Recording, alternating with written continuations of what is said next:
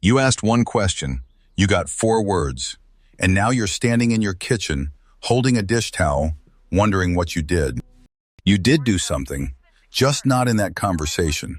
It happened in a sentence you said before the question, maybe 11 seconds before. You've already forgotten it. They haven't. In 2015, a team from the University of Pittsburgh and Harvard published a study in social cognitive and affective neuroscience. They put teenagers in a brain scanner and played them recordings of their own mothers. Some clips were neutral, some were critical. And every critical clip started with the exact same words. One thing that bothers me about you is... Here's what the scans showed. While the criticism was playing, the threat system lit up. Normal. You'd expect that. But at the same time, the network that lets a person imagine what someone else is thinking, the part that lets your kid picture you as a person with your own bad day, your own worry, your own reasons, that activity went down. So when you say, I only ask because I love you, you're talking to a system that has already stopped receiving. They're not being cold. They're not being dramatic. They temporarily can't see you. 10 sentences. And they're not ordered by how bad they sound. They're ordered by what exactly each one takes away. 3 things before we start. One of the 10 isn't harsh at all. It's kind. It's the sentence you say when you're genuinely trying to help, and it ends a conversation faster than yelling does. One of them is the only one on the list that changes how your teenager describes themselves. Not their mood, themselves. And there's one repair that works on all 10. It's 4 words long. It takes about 2 seconds. We'll get to it at the end. If any of this already sounds like your house, subscribe. This channel is one thing only: what's actually happening inside your teenager's brain and what to do about it. Okay, where were we? Right. Number 1, you're overreacting. Something happened at school. A group chat, a think, a teacher who said one line in front of 30 people. And the reaction in front of you looks way too big for the size of it. So you say the calmest, most reasonable thing available. You're overreacting. Brian Barber, in Child Development, 1996, mapped this exact category. He called it psychological control, and one of its 6 forms is invalidating feelings. Not punishment, not yelling, just telling a kid the feeling itself is the wrong size. Here's the part that matters. Your teenager doesn't hear, calm down. They hear, your instrument is broken. Think of it like a 2-way radio. Their transmit channel still works fine. They can still tell you about the math test, the ride on Thursday, what's for dinner. But the receive channel just got cut. Everything after that sentence arrives as noise. And nobody tells you this part. The next one doesn't sound harsh at all. Number 2. Why didn't you just... This is the most important sentence in the video, because it's kind. Why didn't you just talk to the teacher? Why didn't you just tell them to stop? Why didn't you just come to me? Nobody says that to be cruel. You say it because you love them, and you can see the exit, and they can't. But listen to what lands on their side. I brought you something that has been eating me for 4 days. You solved it in 3 seconds. So either I'm slow, or I'm making it bigger than it is. Barber has a name for this one too. Constrainer verbal expression. And it's brutally efficient because there's nothing to argue with. You were being helpful. They know you were being helpful. So they don't push back. They just don't bring you the next one. That was the kind one. That was the one I promised you at the start. And if you just recognize yourself, good. Stay with me. This isn't a video about bad parents. Every single sentence on this list is said daily by parents who are doing their best. That's exactly why they're so hard to see. There's a version of this that sounds even closer, almost intimate.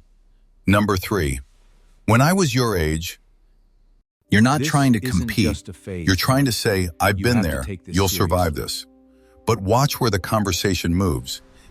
1 second ago, we were talking about what happened to them. Now we're talking about what happened to you. 25 years ago. In a world with no group chats and no screenshots and no permanent record of a bad Tuesday. And here's the quiet part. This comparison always ends with them in second place. You walk through it. They're not walking through it. So there's a standard in the room now, and they're already under it. You meant I understand. What arrived was I did this harder with less. 4 more coming, and they get bigger because the first 3 take away a feeling. The next ones stop being about feelings altogether. They start being about what your teenager gets in return for staying quiet. Number 4, after everything I do for you. You said it at the end of a long week. You drove to practice 4 times. You paid for the trip. You didn't sleep the night they were out. And all of it was true. Barber called this one guilt induction. And it's the only sentence on the list that gets stronger the more you've actually done for them. Because here's what it does. It turns their feeling into a debt. Now, every time they want to say, I'm not okay, there's a number attached. Their bad day costs you something. Their honesty has a price. And teenagers do exactly what anyone does when the bill keeps arriving. They stop ordering. Up to now, everything on this list is something you say. The next one is something you stop saying. Number 5, I'm not talking to you when you're like this. You've hit your limit. They're shouting. You're done.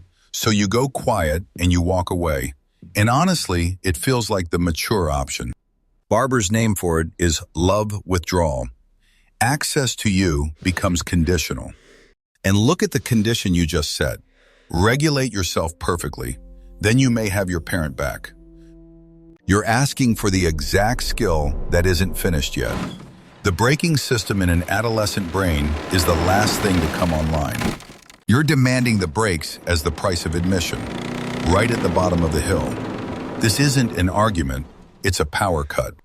And silence, from the person whose face you learn to read before you learn to speak, doesn't register as my parent needs a minute. It registers as gone. Hold on to that one. We're coming back to it at the end, and it's going to look completely different. Because here's where it gets stranger. The next sentence doesn't take away a feeling. It takes away the event. Number 6, that's not what happened.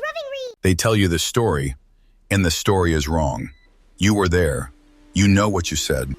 And the version coming out of their mouth has you as somebody you don't recognize. So you corrected. Of course you corrected. But 3 seconds ago, they were alone with a feeling.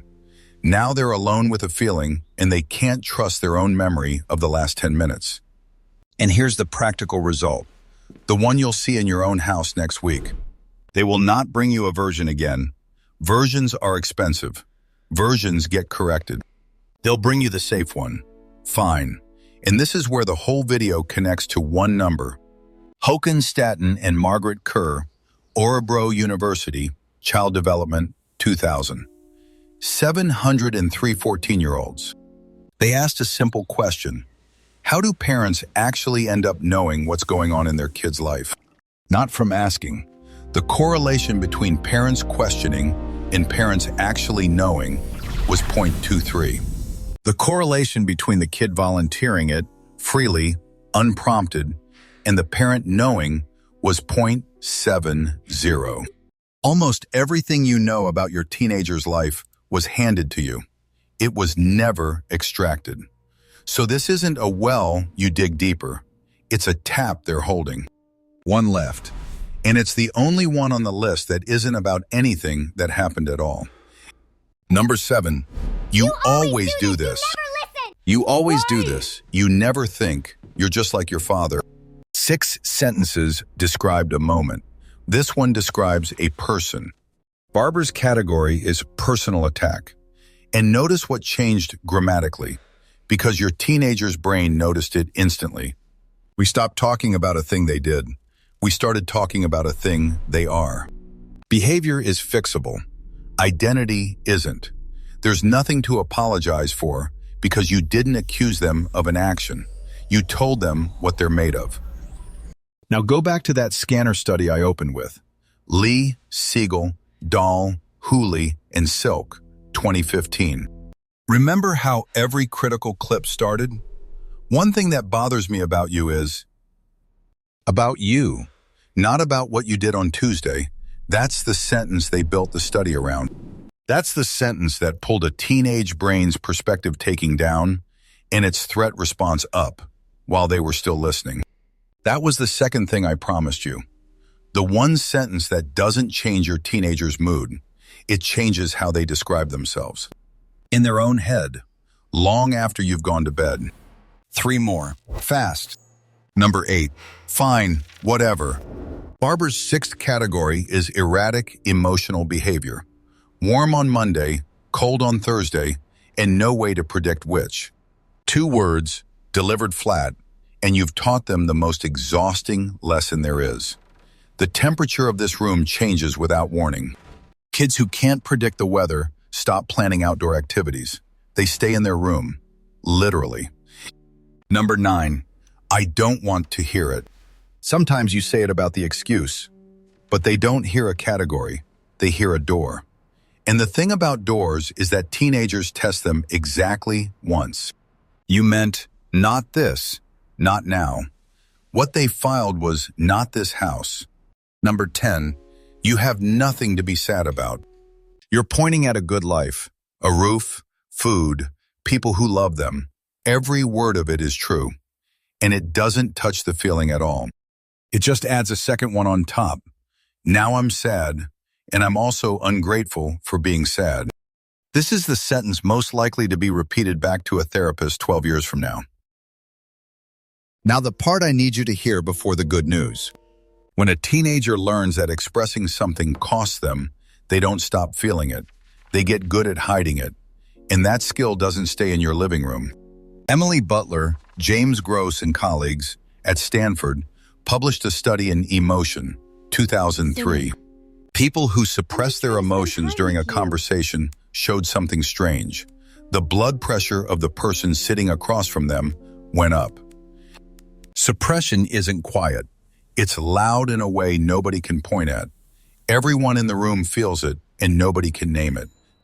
Then Shrivastava and Gross followed college students through their first year away from home in the Journal of Personality and Social Psychology, 2009. The students who habitually suppressed ended up with less social support, less closeness, less satisfaction with their relationships. The habit that started in your kitchen moved into a dorm room and kept working. And this is recent. Edler and colleagues, Child Development, 2025. 213 American families followed from 2nd grade all the way to 9th. A parenting profile the researchers described as emotion dismissing was linked over those years to higher internalizing and externalizing symptoms in adolescence. None of these parents were cruel. That's the whole point. This is what ordinary costs repeated for 7 years. Okay, good news. Sylvia Morelli, Jared Torrey, and Naomi Eisenberger, UCLA, Social Cognitive and Affective Neuroscience, 2014. They scanned people while they felt understood and while they felt misunderstood. Feeling understood, engaged, regions tied to reward and social connection. Feeling misunderstood, engaged, regions tied to distress. Same switch, same wiring. You've been flipping it down, you can flip it up. And you don't need a speech, you need 4 words. Tell me the rest. That's it, that's the repair. It works on all 10, and here's why. Every sentence on this list does one of 2 things. It judges the feeling, or it closes the tab. Tell me the rest does neither. It doesn't agree, it doesn't fix, it doesn't compare. It says one thing only, I'm still here, and you're not finished. Remember, Stattin Kerr. Point 70. You can't dig. You can only be someone worth handing it to. And one more thing. From Edward Tronick's work at the University of Massachusetts, Boston. Studying parents and infants, he found something that surprised everybody. Even in the healthiest, most secure pairs, they're actually in sync only about 30% of the time. The other 70% is mismatch and repair. The bond was never built out of getting it right. It was built out of coming back. You've said some of these 10, probably this week. Every parent watching has. That's not the number that matters. The number that matters is how fast you come back. So go back to that kitchen. One question, 4 words, 11 seconds. You thought that conversation ended. It didn't end. It went upstairs, and it's still running, which means it's still open. Go up. Don't ask what's wrong. Don't fix anything. Just sit down on the floor by the door and say the 4 words. Because the door was never locked. It was just waiting to see who'd knock twice. And there's something else you should know. Some of the sentences you said years ago, sentences you have completely forgotten, are still playing in your teenager's head today, in your voice. So 7 here are of 7 them sentences you can in the use to next start a video. conversation. I'll be going over them the next video.